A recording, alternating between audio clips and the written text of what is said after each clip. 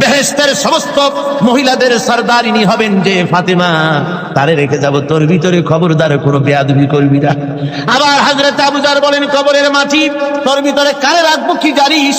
তোর ভিতরে আজকে যাকে রেখে যেতেছি তিনি হলেন আখেরি জামানার পয়গম্বর বিশ্বনবী জনাবে মুহাম্মদ রাসূলুল্লাহ সাল্লাল্লাহু আলাইহি ওয়াসাল্লামের কলিজার টুকরা মা ফাতেমাকে তোর ভিতরে রাখবো, খবরদার কবরের মাটি বেয়াদবি করবি না।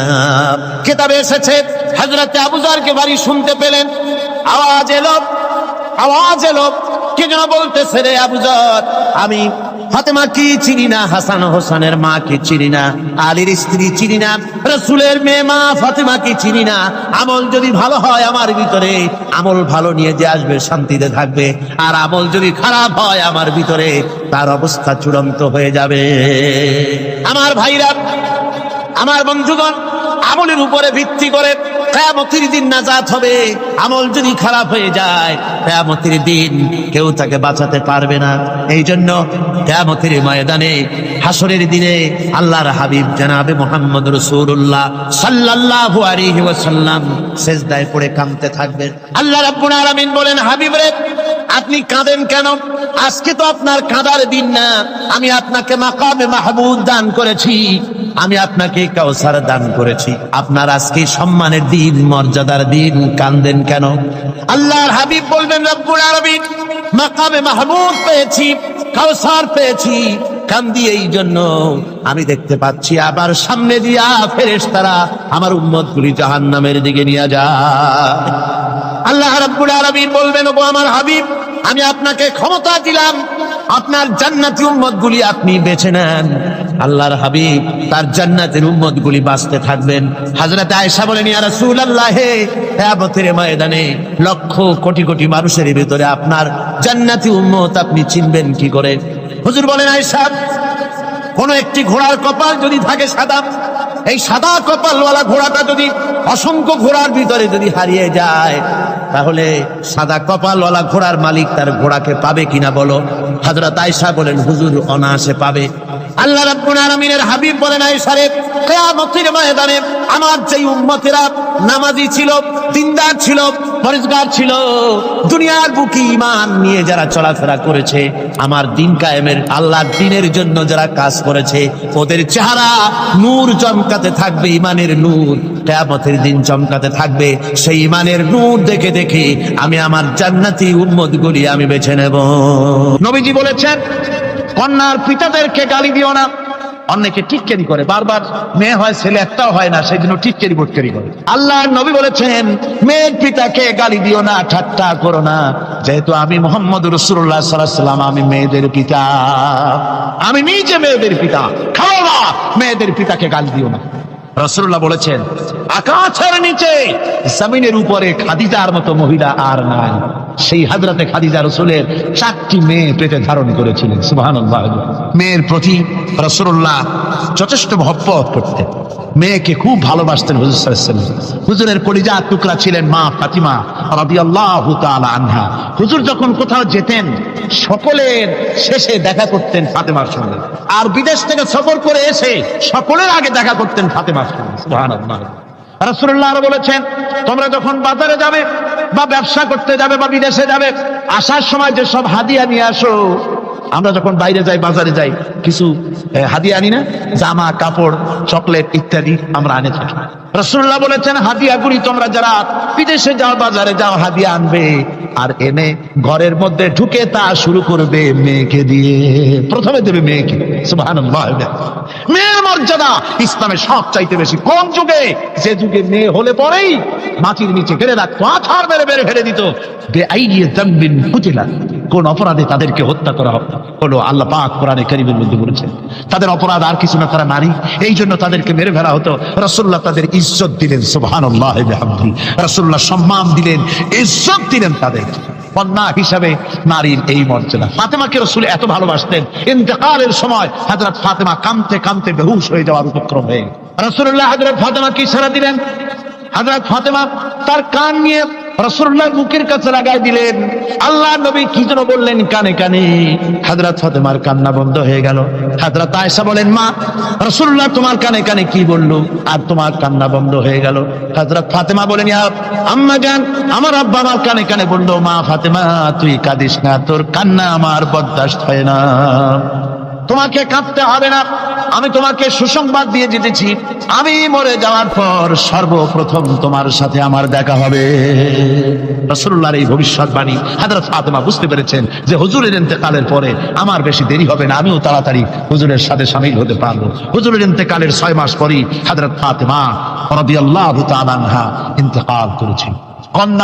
কন্যা হিসাবে নারীর মর্যাদা ইসলাম অনেক অনেক গুণে বাড়িয়ে দিয়েছে। এই কন্যা শিশু কৈশোর যৌবন পেরিয়ে যখন যৌবনে তার বিয়ে হয়ে যায়, আল্লাহ রাব্বুল আলামিন তখন বলেন, ওয়া মিন আয়াতিহি আন খালাকা লাকুম মিন আনফুসিকুম আজওয়াজান লিতাসকুনু ইলাইহা ওয়া জাআলা বাইনাকুম মাওয়াদ্দাতান ওয়া রাহমা। আল্লাহ পাক বলেন, আমার নিদর্শনের ভিতরে এটাও একটি নিদর্শন, আমি তোমাদের থেকে তোমাদের জোড়া তৈরি করেছি, তোমাদের স্ত্রীদেরকে তৈরি করেছি, তোমাদের সাথে তোমাদের স্ত্রীর ভালোবাসা সৃষ্টি করেছি, মহব্বত সৃষ্টি করেছি। এই মহব্বত আমি আল্লাহ তৈরি করেছি। আর যখন বুড়ো হয়ে যায় মানুষ, স্বামী স্ত্রী যখন বুড়ো আর বুড়ি হয়, তখন আর ভালোবাসা থাকে না, তখন ওই ভালোবাসা সহৃদয়তার করুণায় আমি আল্লাহ পরিণত করে দেই। বুড়ার জন্য তখন বুড়ি ছাড়া আর উপায় নাই, বুড়িরও আর বুড়া ছাড়া উপায় নাই। তখন ভালোবাসা কোনো বিশেষ কোনো অক্ষণীয় ভালোবাসা নয়, তখন একের উপরে অন্য একদম নির্ভরশীল হয়ে পড়ে। আল্লাহ পাক বলেন, এই অবস্থা আমি আল্লাহ সৃষ্টি করে দেই। সুবহানাল্লাহ। স্ত্রীকে রাসূলুল্লাহ কত ভালোবাসতেন। আল্লাহ নবী বলেছেন, আমার কাছে 3টা জিনিস প্রিয়, একটা হচ্ছে সুগন্ধি, একটা হচ্ছে নামাজ, আরেকটা হচ্ছে স্ত্রী। সুবহানাল্লাহ। স্ত্রী আমার কাছে প্রিয়। হুজুর বলেছেন, তোমাদের মধ্যে সেই ব্যক্তি উত্তম যে ব্যক্তি তার স্ত্রীর কাছে উত্তম, আমি আমার স্ত্রীদের কাছে উত্তম ব্যক্তি। সুবহানাল্লাহ। রাসূলুল্লাহ স্ত্রীকে কত ভালোবাসতেন। বিশ্বনবী রাজনৈতিক কর্মকাণ্ড চালাচ্ছেন, যুদ্ধের দামামা বাজতেছে, চতুর্দিকে কত অশান্তি, সবকিছু চলছে, স্ত্রীর হক আদায় করতে ভুলে যাননি। রাতের বেলায় হযরত আয়েশার বয়স কম, তাকে নিয়ে রাসূলুল্লাহ একটু সুযোগ পেয়েছেন, বলছেন, আয়েশা সব তো ঘুমিয়ে, চলো আমরা একটু দৌড়াই।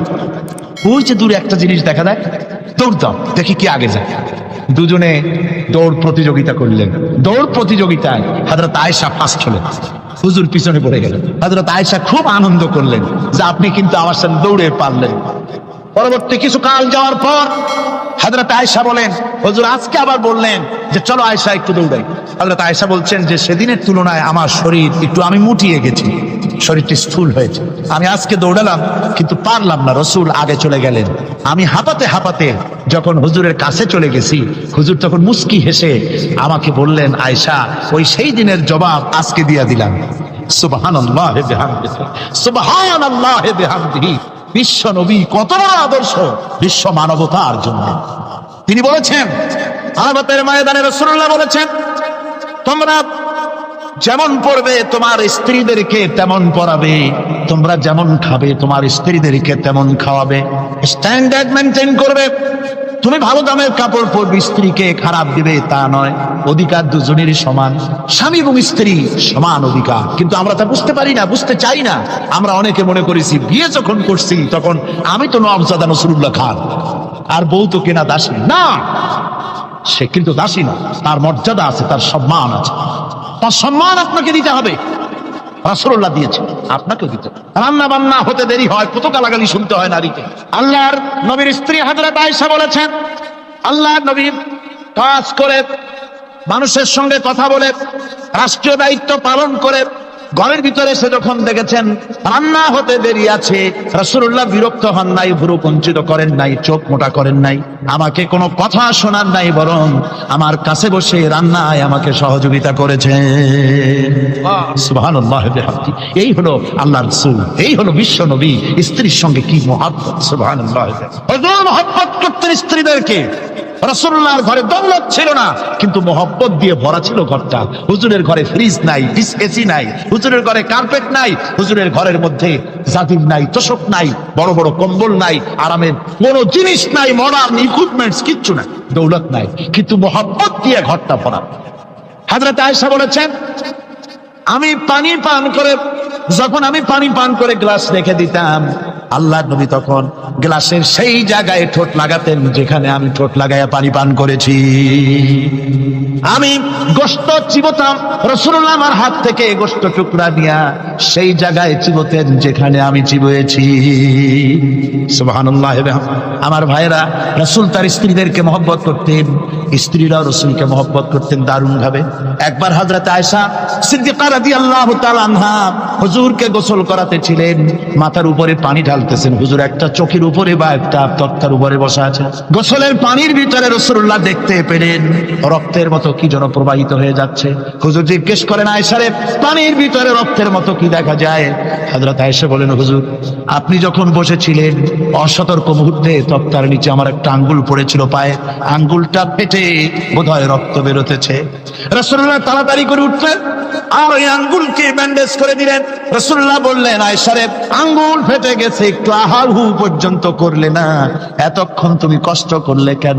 হযরত আয়েশা বলেন, ইয়া রাসূলুল্লাহ, ওটা তো একটা পায়ের আঙ্গুল। আয়েশার কলিজাটা ফেটে যদি রক্ত বেরোতো রাসূলুল্লাহকে উঠতে বলতে আমি পারতাম না। কি মহব্বত রাসূলের সাথে। হযরত আয়েশা বলেন, রাসূল সাল্লাল্লাহু আলাইহি ওয়াসাল্লাম স্ত্রীদেরকে এত ভালোবাসতেন, আমাদের ঘরে গোশত টোস্ত তেমন রান্না বান্না খুব কম হতো। গোশত রান্না হবে কি, মাসের পর মাস চলে গেছে রাসূলের বাড়িতে, হুজুর স্ত্রীরা বলেছেন আমাদের ঘরে চুলে আগুন জ্বলে নাই, একটু শুকনা রুটি, একটু শুকনা খেজুর আর একটু পানি খেয়ে আমাদের জীবন চলেছে, এরকমের অবস্থা হয়েছে। তারপরে এই অবস্থা চলেছে, এর মধ্যে যদি কখনো একটু গোশত আসছে, হুজুর যখন ছাগল দুম্বা জবাও করেছেন, এই দুম্বার গোশত নিয়ে, ছাগলের গোশত নিয়ে রাসূলুল্লাহ নিজে বেরোতেন। হযরত খাদিজার বান্ধবী কোথায় আছে খুঁজে ওই বান্ধবীর কাছে গোশত পৌঁছে দিয়ে আসতে। হযরত আয়েশা বলেন, একদিন আমার ঘুম ভেঙে গেল, দেখি হুজুর আমার কাছে নেই, গেলেন কোথায়? খুঁজতে খুঁজতে যায় দেখি মসজিদে নববীর ভিতরে হুজুর হাত তুলে বসে আছেন, মোনাজাত করতেছেন। আমি পেছনে কি হাত তুলি, আমি শুনতে পাচ্ছি নবীজি দোয়া করছেন রব্বুল আলামিন। কিয়ামতের ময়দানে যেদিন সন্তান তার পিতাকে ভুলে যাবে, মা তার সন্তানকে হারায় ফেলবে, ওই কঠিন হাসরের ময়দানে আমি যেন আমার খাদিজাকে হারাইয়া না যাই। মুনাজাতের শেষে হযরত আয়েশা বলেন, ইয়া রাসূলুল্লাহ, খাদিজার কথা আপনার এত কেন বারবার মনে পড়ে? একটা বুড়িরে বিয়ে করেছিলেন 25 বছর বয়সের সময়, 40 বছর বুড়ি, তার কথা কেন এত মহব্বত আপনার মনে পড়ে? তার থেকে যুবতী মেয়ে, সুন্দরী মেয়েকে আপনার স্ত্রী হিসেবে আপনি পান নাই। হুজুর বলেন, আয়েশা রে, খাদিজার সম্পর্কে এমন কথা তুমি আর বলো না, তোমরা সবাই আমার সুখের দিনের স্ত্রী, আর খাদিজা আমার এমন সময় স্ত্রী ছিল যখন মক্কায় আমার আশ্রয় ছিল না, আমার মক্কা নগরীতে আমার আশ্রয় ছিল না। খাদিজার সঞ্চিত সমস্ত ধনরাশি ইসলাম কবুল করার পর দুহাতে খাদিজা বিতরণ করে দিয়েছে। হযরত আয়েশা বলেন, হুজুর আমার গোস্তাকি মাফ করে দেন, আমি আর এরকম বলবো না, তবে খাদিজা সম্পর্কে আমার কিছু একটু শোনান। হুজুর বলেন, আয়েশা রে শোনো, গভীর রাত, যত রাত হোক না কেন, ইসলামের দাওয়াত দিয়ে দিয়ে গভীর রাত্রে আমি যখন বাসায় ফিরেছি, ঘরে এসেছি, দরজায় একটা মাত্র ডাক দিয়েছি, খাদিজা, অমনি দরজা খুলে গেছে। আমি জিজ্ঞেস করেছি, খাদিজা রে, যত রাত্রে আসলাম, যতবার আসলাম, একটা ডাকের বেশি লাগলো না, তুমি কি ঘুমাও না? হযরতে খাদিজা বলেছেন, ইয়া রাসূলুল্লাহ, আমার মনের ভিতরে ভয় থাকে, আল্লাহর রাসূল দিনের খেদমতে বাইরে আছেন, আমি যদি আরামে বিছানায় ঘুমায় থাকি আর নবীজি দরজায় তার কাছে দাঁড়ায় আমারে ডাকাডাকি করবে, উঠতে যদি দেরি হয়ে যায় নবীজির সঙ্গে বেয়াদবি হয়ে যাবে, এই মনে করে আপনি না আসা পর্যন্ত দরজার সাথে পিঠ লাগাই আমি দাঁড়াইয়া দাঁড়াইয়া ঘুমাই। আমার ভাইরা, হযরতে খাদিজার ইজ্জত স্বয়ং আল্লাহ দিয়েছেন। কে দিয়েছে? হাদিস শরীফে এসেছে, রাসূলুল্লাহ জাবালে নূরে বসা, গারে হেরার ভিতরে বসা, হযরতে জিবরাইল রাসূলুল্লাহর সঙ্গে কথা বলতেছেন। একটু পরে হযরতে জিবরাইল বলেন, ইয়া রাসূলুল্লাহ, আমি আর এখানে বসবো না, আমি এখন চলছি। আমি দেখতে পাচ্ছি খাদিজা আসতেছে আপনার জন্য খাবার নিয়ে।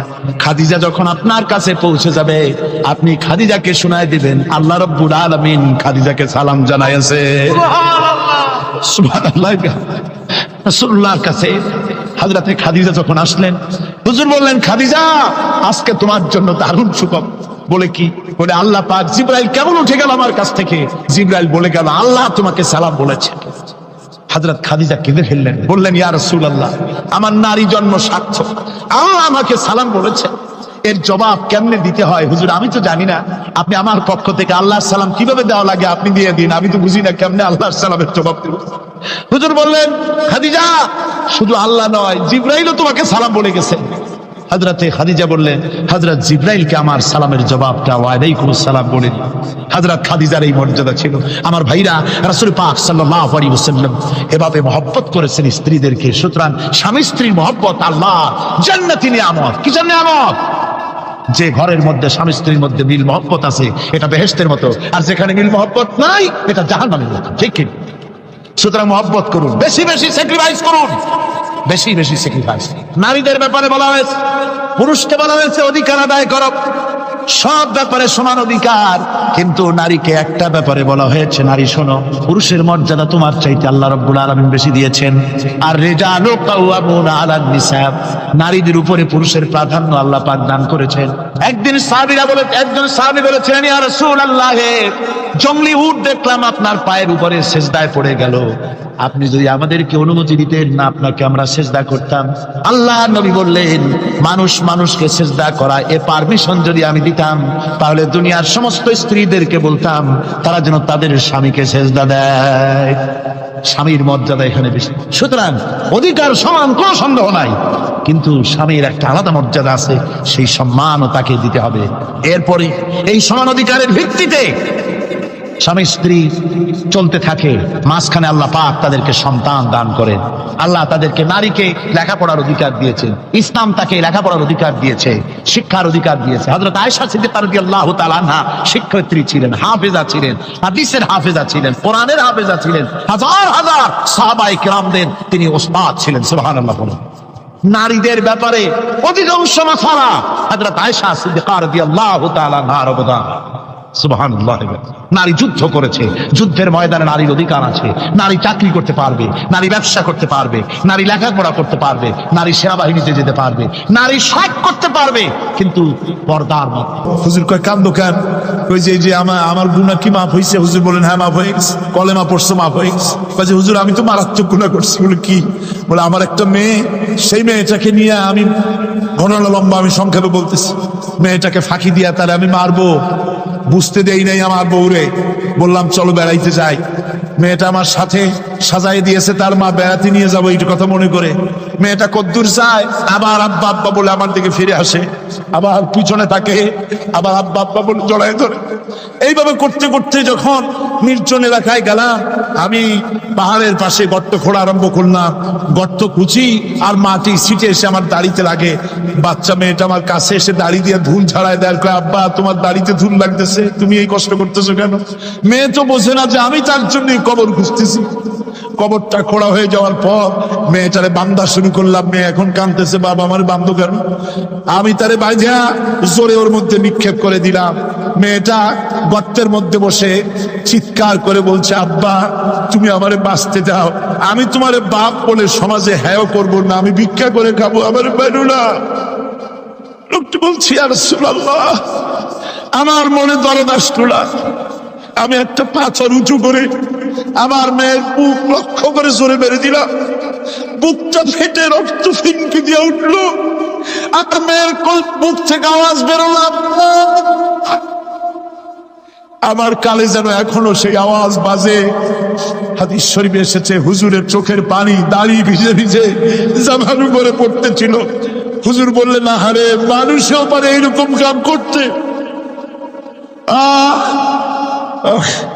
পৃথিবীতে নারীর যখন কোনো সম্মান ছিল না, মর্যাদা ছিল না, সেই সময় আমার রাসূল, আমার বিশ্বনবী নারীদেরকে সম্মানের হাত ধরে গর্তের ভিতর থেকে উঠাইয়া রানীর সিংহাসনে বসায় দিলেন।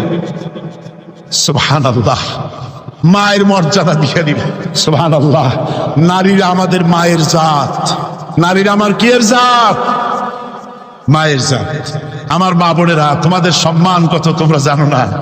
আমরা পুরুষ, আমাদের পায়ের তলে জুতা, আর তোমরা আমাদের মায়ের জাত, তোমরা নারী, তোমাদের পায়ের তলে আল্লাহর জান্নাত, আল্লাহর বেহেশতটা তোমাদের পায়ের তলে। এই সম্মান আল্লাহ তোমাদের দিয়েছে, নবী দিয়েছে, সুবহানাল্লাহ কর। ভাইরা আমার, অধিকার ইসলাম দিয়েছে। বিবাহ যখন হয়, এই বিবাহের সময় এজেন্ট আনতে হয়। আর বিবাহ হচ্ছে বিবাহ বৈঠক, এজেন্ট আনার জন্য ওই যে কি জানি কয় ম্যারেজ রেজিস্ট্রার বা মৌলবি সাহেব, কার অনুমতি আগে না? বলেন কার অনুমতি? তাহলে অধিকার ইসলাম পুরুষে দিল না মেয়ে লোকের দিল? আগে মেয়ে লোকের কাছে যাও, মেয়েটাকে জিজ্ঞেস করো সেই বিবাহে রাজি আছে কিনা। সুবহানাল্লাহ পড়ে, এই বিবাহে রাজি আছে কিনা জিজ্ঞেস করো, তার অধিকারই বেশি। এরপরে এই বিবাহে করার ব্যাপারে কত বৈষম্য। আজ বিবাহ করতে গেলে যৌতুকের প্রথা এসেছে। রাসূলুল্লাহ যৌতুক দিয়েছিলেন, ওটা যৌতুক না, ওটা উপহার, ওটা হাদিয়া। রাসূলুল্লাহ তোহফা দিয়েছিলেন হুজুরের জামাই। সুবহানাল্লাহ, কি জামাই! এক জামাই তো জিন্নুর আইন, যাকে ফেরেশতারা পর্যন্ত লজ্জা করতো যারে দেখে, হযরত উসমান রাদিয়াল্লাহু তাআলা আনহু। আরেকজন হযরত আলী কাররামাল্লাহু ওয়াজহাহু। হযরত আলী, যার সম্পর্কে রাসূল পাক সাল্লাল্লাহু আলাইহি ওয়াসাল্লাম যাকে কত সম্মান দিয়েছেন, কত মর্যাদা দিয়েছেন, এই হলো হযরত আলী হুজুরের জামাই। আনা মদিনাতুল ইলম ওয়া আলিউম বাবুহা, আমি হলাম জ্ঞানের রাজ্য, আর আলী হলো সেই রাজ্যে প্রবেশের দরজা। সুবহানাল্লাহ। ভাইরা, এই হলো জামাই। আর মেয়ে খাতুনে জান্নাত বিনতে রাসূল, বেহেশতের সমস্ত রমণীদের সরদারিনী মা ফাতিমাতুজ জাহরা রাদিয়াল্লাহু তাআলা আনহা। কি উপহার দিলেন বিয়েতে রাসূল! এই মেয়ে আর এই জামাই। উপহার হলো খেজুরের ছোবড়ার একটা তোষক, পানি উঠাবার জন্য একটা মশক, আর আটা পেশা একটা জাত। এই হলো নবীর মেয়ে আর জামাইয়ের জন্য। আবার স্ত্রীরা রাসূলের প্রতি কি ভালোবাসা দেখেছেন। হযরত উম্মে হাবিবা রাদিয়াল্লাহু তাআলা আনহা, আমাদের মা আবু সুফিয়ান রাদিয়াল্লাহু তাআলা আনহু, তার মেয়ে। তার কাছে আবু সুফিয়ান তখনও কাফের, সেই কুফরি হালতে মেয়ের ঘরে গিয়েছেন। যাওয়ার পরে হযরত উম্মে হাবিবা বাপ যখন বসতে গিয়েছেন, তখন উম্মে হাবিবা বলছেন যে আব্বা একটু দাঁড়ান। এই অবস্থায় দাঁড়াতে বলে বিছানাটা উল্টায় দিয়া তারপরে বললেন যে বসেন। বাপ মনে খুব দুঃখ পেলেন। আবু সুফিয়ান বললেন, মা উম্মে হাবিবা, আমি তোমার পিতা, ভালো একটা বিছানা থাকলে তাই বিছায় দেওয়া উচিত ছিল, আর তুমি বিছানাটা উঠাইয়া তারপরে আমার খালি জায়গায় বসতে বললা, আমি তোমার ব্যবহারে আহত হলাম। হযরত উম্মে হাবিবা বলেন, আব্বা জান, নিশ্চয়ই আপনি আমার আব্বা, শ্রদ্ধেয় পিতা, কোনো সন্দেহ এতে নাই, কিন্তু আপনি একজন কাফের। আল্লাহর রাসূল যে বিছানায় বসেন, সেই বিছানা আমি একটা কাফেরকে বসতে দিতে পারি না। আমরা যখন মরে যাব, আমাদের হাড্ডি গুড্ডি যখন মাটির সাথে একেবারে মিশে যাবে, তখন কি আমরা নতুন ভাবে আবার আমরা পুনরুত্থিত হব? আমাদের কি আবার চিন্তা করা হবে? আল্লাহ রাব্বুল আলামিন বলেন, কুল কুনু হিজারাতান আও হাদিদা। ও নবী, শুনিয়ে দেন, তোমরা যদি মরে গিয়া মাটির সাথে মিশে গিয়া যদি পাথরও হয়ে যাও, আর যদি তোমরা লোহাও হয়ে যাও, তারপরেও আল্লাহ রব্বুল আলামিন তোমাদেরকে চিন্তা করবেন, আবার তোমাদের উঠাবেন। ওরা বলে যে আচ্ছা বুঝলাম, কে উঠাবে আমাদের? কেমনে উঠাবে? আল্লাহ পাক বলেন, ফাসায়াকুলুনা মান ইউঈদুনা। ওরা বলে আমাদেরকে কে উঠাবে, আমাদেরকে কে জিন্দা করবে? আল্লাহ পাক জবাবে বলেন, কুলিল্লাযী ফাতারাকুম আউওয়ালা মাররা।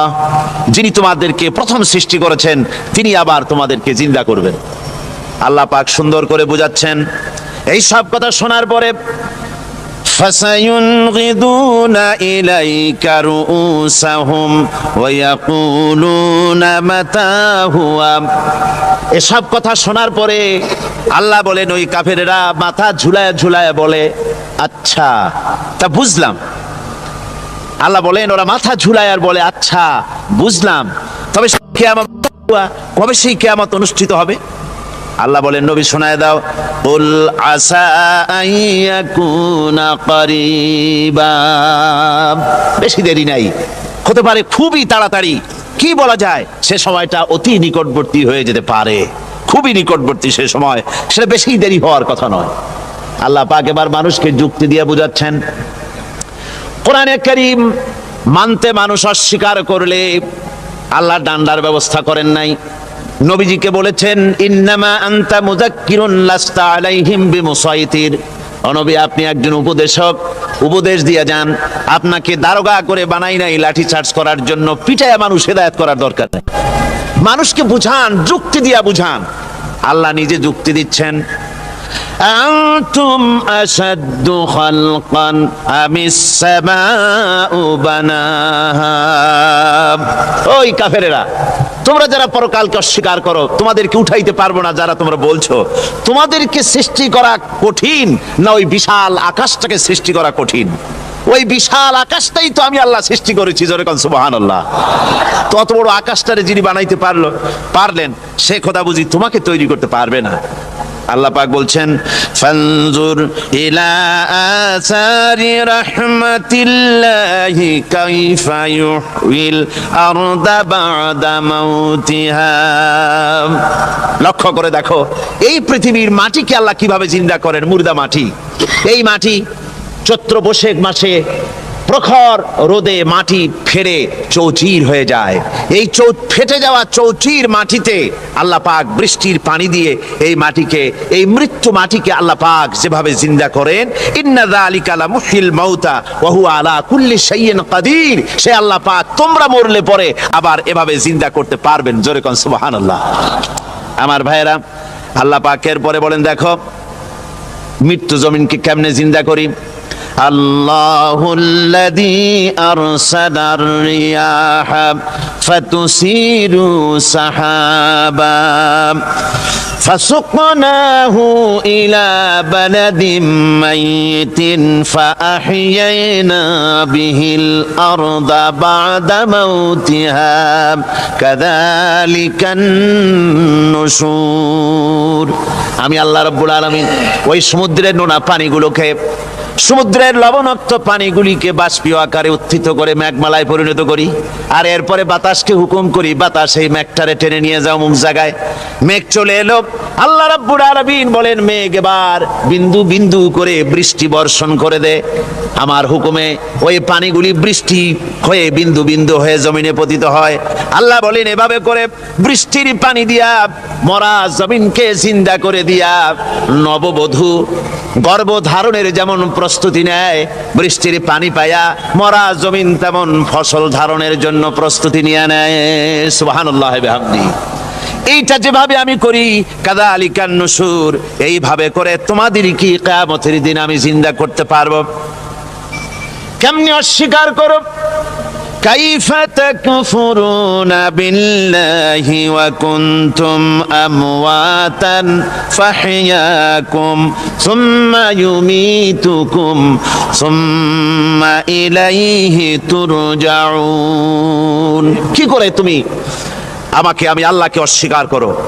কুনতুম আমওয়াতান, তুমি ছিলে নিষ্প্রাণ, ফাহইয়াকুম, এরপরে আমি তোমাকে জিন্দা করলাম, সুম্মা ইউমীতুকুম, এরপরে তোমাকে আমি মৃত্যু করব, সুম্মা ইউহয়িকুম, এরপরে তোমাদের আবার আমি জিন্দা করব, সুম্মা ইলাইহি তুরজাউন, এরপরে তোমাদের সকলকেই আমার কাছে ফিরে আসতে হবে। দেখেন না, আমরা যখন মানুষকে কবরে রাখি, কবরে রাখা তারপরে উপরে মাটি দিয়ে কি বলেন আপনারা? মিনহা খালাকনাকুম, পড়েন মিনহা খালাকনাকুম ওয়া ফিহা নুঈদুকুম ওয়া মিনহা নুখরিজুকুম তারাতান উখরা। এ বান্দা, এই মাটি দিয়া তোরে তৈরি করা হয়েছিল, এই মাটির ভিতরে রেখে গেলাম, আবার এই মাটি থেকে আল্লাহ রব্বুল আলামিন তোমারে জিন্দা করবেন। কিয়ামতের ময়দানে সকলকে উঠতে হবে সেখানে আল্লাহর দরবারে। আল্লাহ পাক বলছেন বান্দা কেমনে অস্বীকার করো? ইন কুনতুম ফি রাইবিম মিনাল বা'স ফাইন্না খালাকনাকুম মিন তুরাব।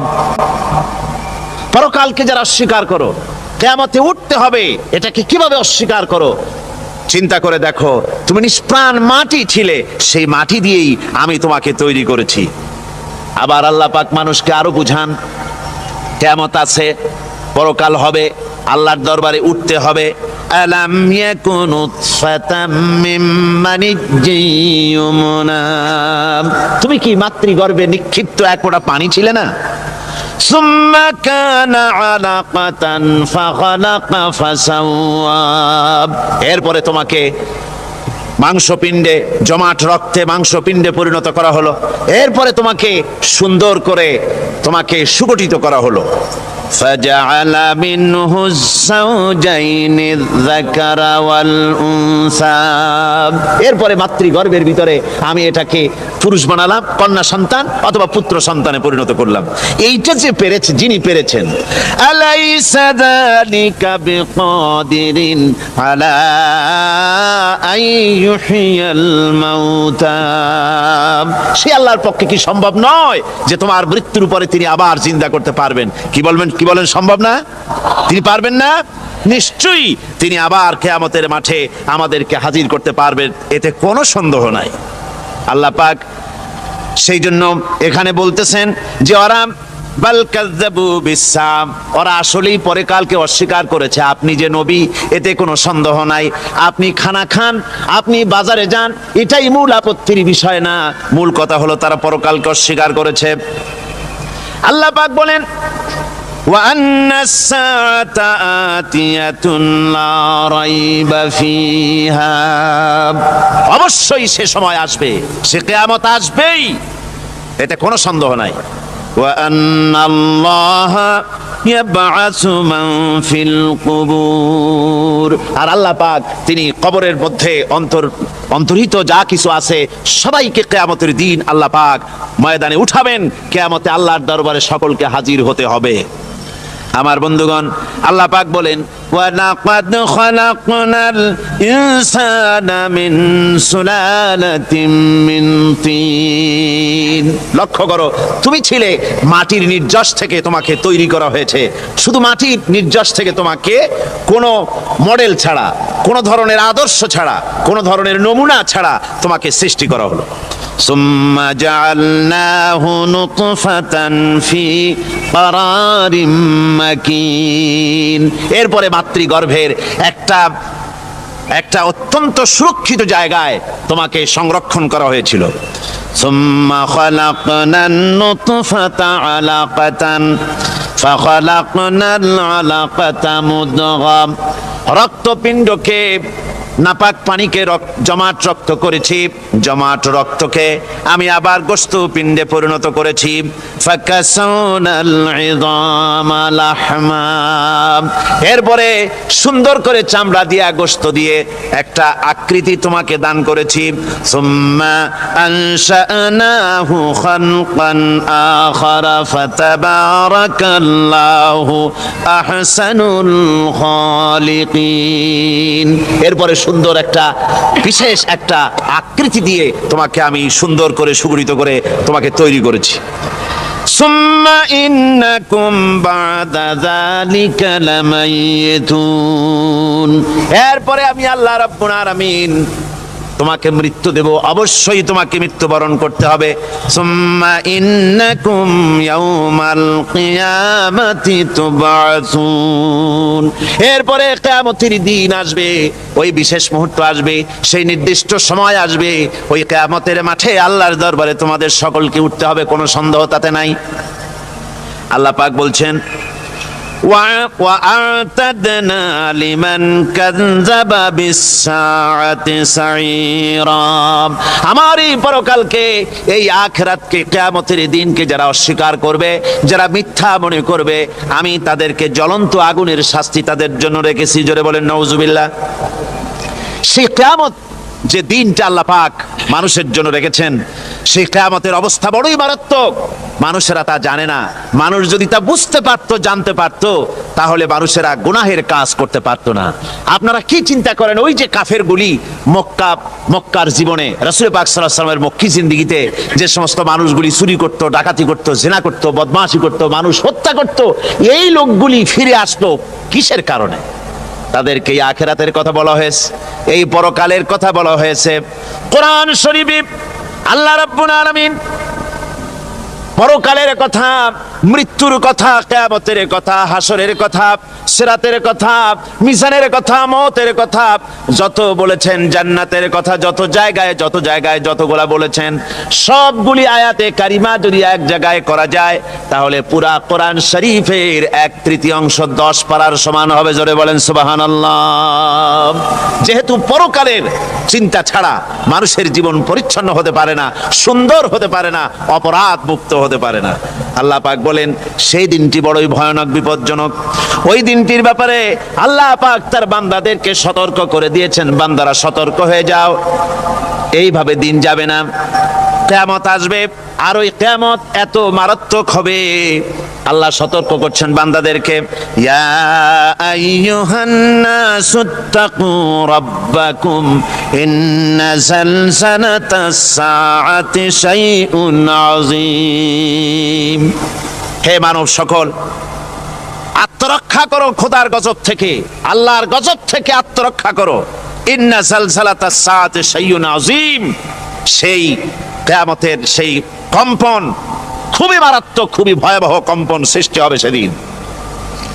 ইয়াউমা তারাউনাহা তাযহালু কুল্লু মুরদিআতিন আম্মা আরদাআত। সেদিন দেখতে পাবে স্তন্যদায়িনী মা, যে মা তার সন্তানকে দুধ দেয়, ওই মাও তার দুধের বাচ্চার কথা ভুলে যাবে, মনে থাকবে না। আল্লাহ রাব্বুল আলামিন বলেন, ওয়া তাদাউ কুল্লু যাতিন হামলিন হামলাহা। গর্ভধারিণী মেয়ে লোক, তাদের গর্ভ খসে পড়বে। ওয়া তারান নাসা সুকারা, মানুষকে মানুষ দেখতে পাবে, মানুষগুলো উদ্ভ্রান্ত হয়ে পাগলের মতো ছুটাছুটি করছে। আল্লাহ বলেন, ওয়া মা হুম বিসুকারা, আসলে এরা নেশাগ্রস্ত নয়, আসলে পাগল হয় নাই। তো ছুটছে কেন? কেন? স্তন্যদায়িনী মা দুধের বাচ্চার কথা ভুলে গেছে। গর্ভধারিণী গর্ভবতী নারী, তার গর্ভ খসে পড়েছে, মানুষ পাগলের মতো দৌড়াচ্ছে। কারণ কি? পাগল তো হয় নাই। আল্লাহ বলেন আসল কারণ হলো ওয়ালাকিন্না আযাবাল্লাহি শাদীদ, আল্লাহর ভয়ঙ্কর আযাব। আর এই সব দৃশ্য, এই সব কম্পন মানুষের মধ্যে ত্রাস সৃষ্টি করে দিয়েছে, এই অবস্থার সৃষ্টি করেছে। আমার ভাইয়েরা, আল্লাহ পাক বলেন, ওয়ানযিরহুম ইয়াওমাল আজিফাতি ইযিল কুলুবু লাদাল হানাজির কাযিমিন। ও নবী, মানুষদেরকে আপনি সতর্ক করেন, ওই দিনটা এমন হবে, ভয়ের চোটে মানুষের কলিজা তার মুখের কাছে চলে আসবে। মানুষ ভয়তে অস্থির হয়ে যাবে, কলিজা গলার কাছে চলে আসবে। সেই দিনের কথা তাদের শোনায় দেন। ওই দিনটা এমন মারাত্মক দিন, ফাকাইফা তাত্তাকুনা ইন কাফারতুম ইয়াওমা ইয়াজআলু বিলদানা শিবা। সেদিন ভয়ে চিন্তায় যুবক ছেলে বৃদ্ধে পরিণত হয়ে যাবে, কিশোরগুলি তরুণগুলি বৃদ্ধে পরিণত হয়ে যাবে। আমার বন্ধুগণ, মানুষ সেদিন দিক বিদিক হয়ে দৌড়াতে থাকবে, পালাবো কোথায়? আল্লাহ কোরআন শরীফে সব কথা বলে দিয়েছেন। ইয়াকুলুল ইনসানু আইনাল মাফার, কোথায় ভাগবো, পালাবো কোথায়? অস্থির হয়ে মানুষ দৌড়াতে থাকবে, পালাবো কোথায়, যাব কোথায়? আল্লাহ বলেন, কাল্লা লা ওয়াজারা ইলা রাব্বিকা ইয়াউমাইযিনিল মুস্তাকার। ভাগবার কোনো রাস্তা নাই, পালাবার কোনো পথ নাই, একমাত্র তোমার রব ছাড়া, আল্লাহর দরবার ছাড়া পালানোর কোনো রাস্তা আজার নাই। আমার বন্ধুগণ, এই কঠিন সময়, এই কঠিন দিনে, পরকালের এই দিনে, কিয়ামতের এই মারাত্মক অবস্থায় সকলকে উঠতে হবে। আল্লাহ পাক বলেন, এরপরে কিয়ামত অনুষ্ঠিত হয়ে যাবে। সূরা ফুরকানে আল্লাহ বলছেন, ইযা রাআতুহুম মিন মাকানিন বাঈদিন সামিউ লাহা তাগায়্যুযান ওয়া যাফীরা। যখন তাদেরকে জাহান্নাম দেখতে পাবে। অর্থাৎ জাহান্নামের যখন তারা জাহান্নামের দিকে অগ্রসর হবে,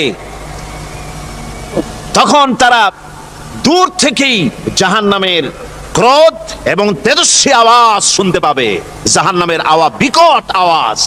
ওই যে কক্সবাজারের সমুদ্র সৈকতে ভ্রমণ করতে গিয়ে সমুদ্রের তুফানের আওয়াজ শুনছেন না? কথা কন না কেন? সমুদ্রের তুফানের আওয়াজ শুনেছেন তো?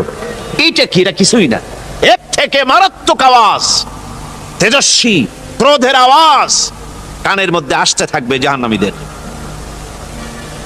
আল্লাহ রাব্বুল আলামিন বলেন, ওয়াইদা উলকু মিনহা মাকানান দায়িকাম মুকাররানিনা দাউ হুনালিকা সুবুরা। যখন তাদেরকে হাত পা বেঁধে এই জাহান্নামের কোন সংকীর্ণ জায়গায় ফেলে দেওয়া হবে, তখন দাও হুনালিকা সুবুরা, তারা তখন নিজেদের ধ্বংস এবং মৃত্যু কামনা করবে। আল্লাহ বলেন, লা তাদউল ইয়াউমা সুবুরান ওয়াহিদান ওয়াদউ সুবুরান কাসীরা। আজকে এক মৃত্যু ডেকো না, অসংখ্য মউত ডাকো। আজকে মউত আর তোমাদের আসবে না, অসংখ্যবার ডাকলেও মউত তোমাদের আসবে না। এই যে জাহান্নামের দিকে তাদের নিয়ে যাওয়া হবে, আল্লাহকে অস্বীকার করলে, নবীকে অস্বীকার করলে, ইসলামকে অস্বীকার করলে, আল্লাহর নবীর নবুয়তকে অস্বীকার করলে তাদের জায়গা হবে জাহান্নাম। আর সে জাহান্নাম এত মারাত্মক, এত কঠিন জায়গা, যে জায়গা সম্পর্কে আল্লাহ পাক বলছেন, ইন্নাহু মাইয়াতি রাব্বাহু মুজরিমান ফাইন্না লাহু জাহান্নামা লা ইয়ামুতু ফিহা ওয়া লা ইয়াহইয়া। অপরাধী হয়ে যে লোক আল্লাহর দরবারে উপস্থিত হবে, তার জন্য জাহান্নাম হবে, জাহান্নামে আল্লাহ দিবেন। আর ওই জাহান্নামে যখন লোকটা পড়ে যাবে, জাহান্নামের অবস্থা এমন হবে, লা ইয়ামুতু ফিহা ওয়া লা ইয়াহইয়া, সে বাঁচবেও না মরবেও না, জীবন মৃত্যু একটা অবস্থা সৃষ্টি হবে। ওই জাহান্নামে নারুল্লাহিল মুকাদাতুল্লাতী তাত্তালিউ আলাল আফইদা। জাহান্নামের প্রচন্ড আওয়াজ, এ আগুন উৎক্ষিপ্ত হয়ে তাদের কলিজা পর্যন্ত, অন্তর পর্যন্ত স্পর্শ করবে এই আগুনের তাপ। আর এদের পাহারায় রাখা হবে, ইন্নাহা আলাইহিম মুসাদাতুন ফি আমাদিম মুমাদ্দাদা। জাহান্নামীদের পাহারায় রাখা হবে নির্মম, কঠোর ব্যবহার, কর্কশ আওয়াজ, কর্কশ ভাষী এ ধরনের ফেরেশতাদেরকে রাখা হবে তাদের পাহারায়, তারা নিয়োজিত থাকবে। আল্লাহ রাব্বুল আলামিন বলেন, ও দুনিয়ার মানুষ, ইয়া আইয়ুহাল্লাযীনা আমানু কু আনফুসাকুম ওয়া আহলিকুম নারা। ও ঈমানদারেরা, আল্লাহর তো দয়া বেশি বান্দার জন্য। বান্দার উপরে দয়া কার সবচেয়ে বেশি? সবচেয়ে বেশি দয়া হলো বান্দার উপরে আল্লাহর। আল্লাহ চান না যে সে জাহান্নামে যাক, কঠিন জায়গা জাহান্নাম। আল্লাহ বলেন, ও মুমিনেরা, তুমি নিজে আর তোমার পরিবারবর্গকে জাহান্নামের আগুন থেকে রক্ষা করো, আগুন থেকে রক্ষা করো, জাহান্নামের রাস্তা থেকে তাদের ফিরাও। ওই জাহান্নাম, যেই জাহান্নামের ইন্ধন হবে মানুষ আর পাথর, ফিরাও জাহান্নাম থেকে মানুষকে, তোমার সন্তানদেরকে ফিরাও। আজকে যে সব সন্তানের আল্লাহ বলেন তুমি নিজে বাঁচো, আহলো আয়ালকে বাঁচাও। যে সব সন্তান তোমার নামাজ নাই, রোজা নাই, আল্লাহ পরকালের চিন্তা নাই, যারা ইসলামকে বিশ্বাস করে না, যারা মনে করে কোরআন হচ্ছে বেহেশত দোজখের কথা শুধু, ওতে কোনো মানুষের অর্থনীতি, সমাজনীতি, রাজনীতির ব্যাপার নাই, মানুষের জীবনের দরকারি জিনিসগুলি সেখানে নাই। সুতরাং আমরা যদি দুনিয়ায় সুখ সমৃদ্ধি পেতে চাই, তাহলে আমাদেরকে মানুষের তৈরি করা মতবাদ মানতে হবে। এইভাবে ছেলেরা যখন মানুষের তৈরিকার মতবাদের দিকে যখন দৌড়ায়, মা বাপ যদি তাদেরকে না ফিরায়, জাহান্নাম থেকে বাঁচাবার জন্য যদি চেষ্টা না করে, কিয়ামতের দিন ওই সন্তানেরা জাহান্নামে, যখন জাহান্নামের অর্ডার তাদের হয়ে যাবে, তারা বলবে, রব্বানা আরিনাল্লাযাইনি আদাল্লানা। হে আমার প্রভু, কে আমাদেরকে গোমরাহ করে দিল? মিনাল জিন্নি ওয়াল ইনসে, জিনের ভিতর থেকে, মানুষের ভিতর থেকে, আমাদের নেতারা, আমাদের মা বাপ, আমাদের মুরব্বী, কারা আমাদেরকে বিভ্রান্ত করলো, তোমার রাস্তা থেকে সরায় দিল? ওরা কই? ওদেরকে নিয়ে আসো। আমাদের কি এই খারাপ রাস্তা থেকে ফিরায় নাই? জাহান্নামের পথে চলেছি, আমাকে ফিরায় নাই। ও আল্লাহ, আজকে এই জাহান্নামে যাওয়ার আগে ওই মা বাপ আর মুরব্বি আর নেতাগুলি নিয়ে আসো। নাজআলহুমা তাহতা আকদামিনা লিয়াকুনা মিনাল আসফালিন, নিয়ে আসো ওদেরকে পায়ের তলে রেখে তারপরে জাহান্নামে যাব।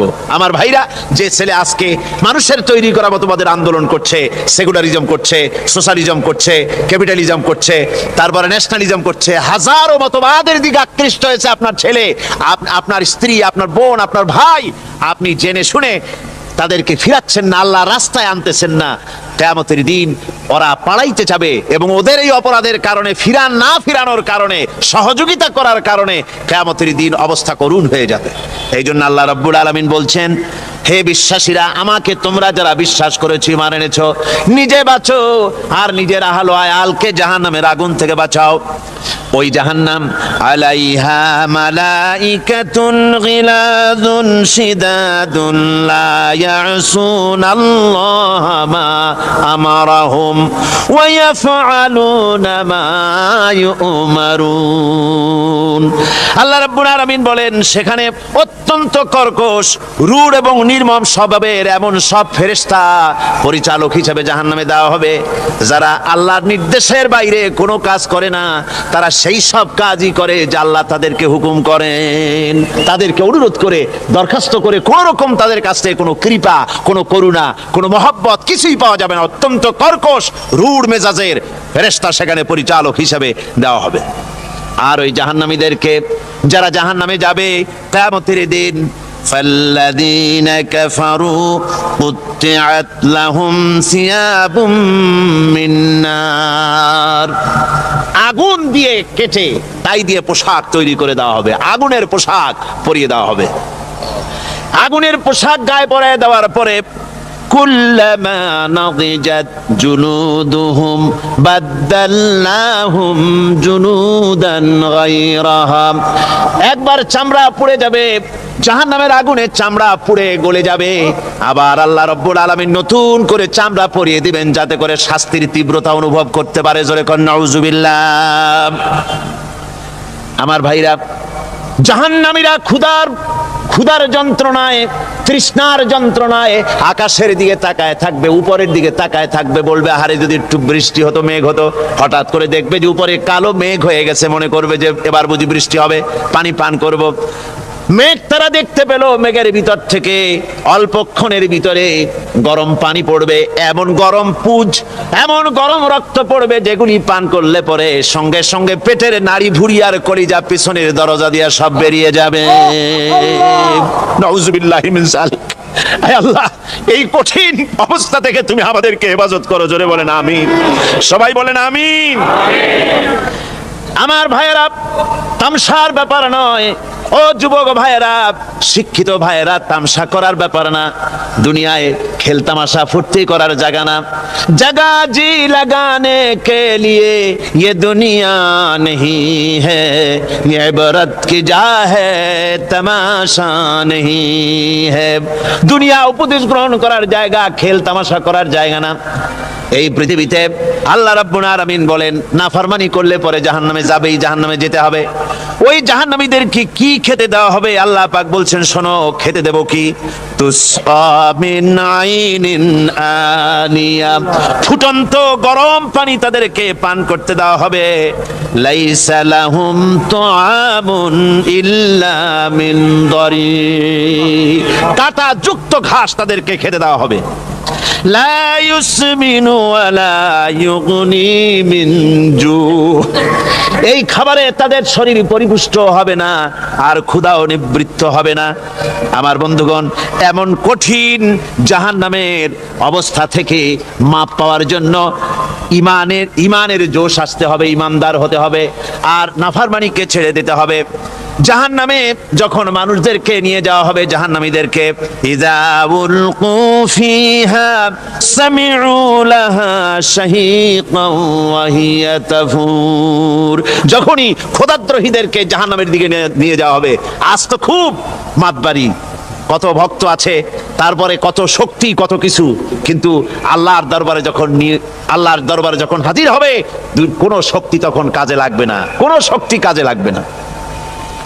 জাহান্নামে যখন তাদেরকে নিয়ে যাওয়া হবে, জাহান্নাম তখন গোসায় ফেটে পড়তে থাকবে, জাহান্নামের ভিতর থেকে গর্জন আসতে থাকবে, তাকাদু তামাইয়াজু মিনাল গায়জ। জাহান্নাম যেন গোসায় ফেটে পড়তে চাইবে। কুল্লামা উলকিয়া ফিহা ফাওজুন সাআলাহুম খাজানাতুহা আলাম ইয়াতিকুম নাদির। জাহান্নামের পরিচালক বলবে, ও আল্লাহর বান্দা, কেন আজ জাহান্নামে আসলি, কেন দোজখে আসলি? আলাম ইয়াতিকুম নাযীর, তোর কাছে কি কোনো ভীতি প্রদর্শক কেউ যায় নাই? কোন নবীর কথা কি শোনো নাই? কোরআনের কথা কি শোনো নাই? হাদিসের কথা কি শোনো নাই? জাহান্নামে কেন এলি? এত বড় খারাপ জায়গা কেন আসলি? শোনো নাই কি কোনো ভয় দেখানো কেউ কি সব সতর্কবাণী শোনায় নাই? বেঈমানেরা বলবে, ক্বালু বালা ক্বাদ জাআনা নাযীর, হ্যাঁ আমাদের কাছে এসেছিল, আমাদের কাছে ভীতি প্রদর্শনকারী এসেছিল। ফাকাযযাবনা ওয়া কুলনা মা নাযালাল্লাহু মিন শাই, এসেছিল কিন্তু আমরা বলেছি বেটা মিথ্যে কথা বলে। জোরে কর নাউযুবিল্লাহ। বেটা মিথ্যে কথা বলে। কিসের বেহেশত, কিসের দোজখ? খালি খালি দোজখের একটা ভয় দেখাইয়া দুনিয়ার এই টাটকা সুখগুলি নষ্ট করতে চায় এরা। পয়গম্বরদেরকে এরকম বলেছে, আর আলেমদেরকেও যখন কোরআন হাদিস থেকে বলা হয় তখন বলে এরা জানি দোজখের কথা কইতে, দোজখ কিসের? আর বেহেশত সে তো এক অসভ্য উদ্যান। জোরে কর নাউযুবিল্লাহ। এমনি করে তারা তামসা করে। ওরা বলবে, আমরা এসেছিল ভীতি প্রদর্শনকারী, আমরা মিথ্যে মনে করেছি, বলেছি ওটা মিথ্যে কথা, আর বলেছি আল্লাহ এই ধরনের কিছু নাজিল করেন নাই। জাহান্নামীরা বলবে, ওয়াকালু লাউ কুন্না নাসমাউ আও নাকিলু মা কুন্না ফি আসহাবিস সাঈর। আরে লাউ কুন্না নাসমাউ, তার মানে হলো যদি আমরা শুনতাম অর্থাৎ মানতাম, যদি নবীর কথা মানতাম, কোরআনের কথা যদি মানতাম, আর যদি ভালো করে বুঝতাম, মা কুন্না ফি আসহাবিস সাঈর, তাহলে আজকে এই জাহান্নামের কঠিন শাস্তি আমাদের লাভ পেতে হতো না, জাহান্নাম থেকে বেঁচে যেতে পারতাম। কি সর্বনাশ করলাম বুঝি নাই, যা কিছু শুনেছি মানুষের কথা মতো শয়তানের ওয়াসওয়াসায় পড়ে তো ভুলই করলাম। সেদিন যতই আফসোস করা হোক না কেন, এই আফসোস কোনো কাজে লাগবে না।